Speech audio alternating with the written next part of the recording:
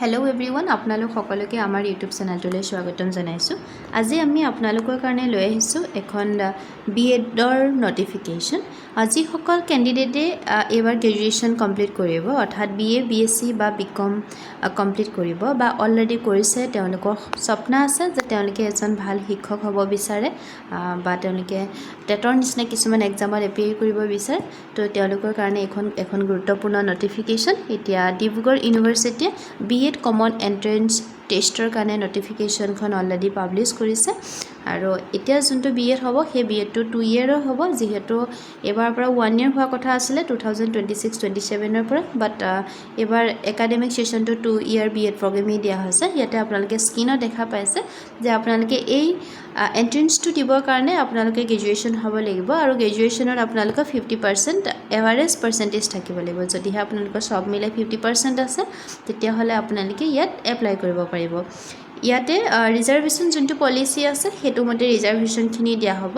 আৰু ইয়াত আপোনালোকে ৰিলেক্সেশ্যনৰখিনি কথা লিখিছে যে যোনসকল ক্যান্ডিডেট এসসি হয়, এসটি বা ওবিসি এমওবিসি বা পিডব্লিউডি ক্যান্ডিডেটস আছে তেওঁলোকৰ কাৰণে 5% কোৱালিফাইং মাৰ্কসটো ৰিলেক্সেশ্যন দিয়া হ'ব। আৰু লগতে আপোনাৰ যদিহে 5 বছৰ টিচিং এক্সপিৰিয়েন্স আছে আপ টু 10 ষ্টেণ্ডাৰ্ডলৈকে থকা স্কুলখিনিত, আৰু সেই স্কুলখন যদি Assam state school education board recognise কৰা হয় তেতিয়াহ'লে আপুনি তাত 5% ৰিলেক্সেশ্যনটো পাব।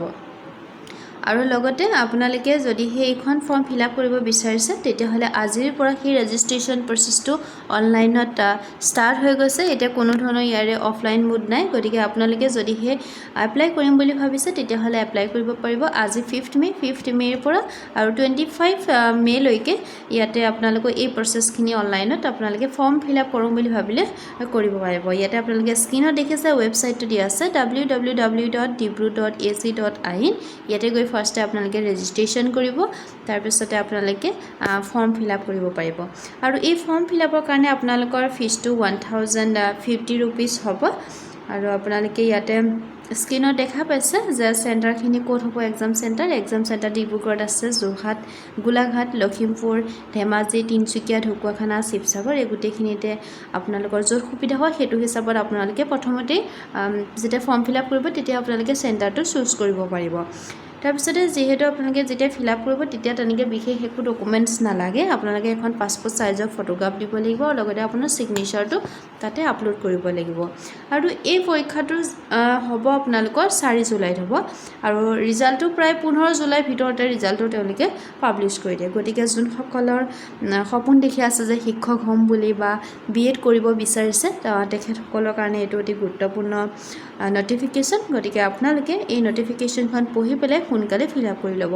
Thank U.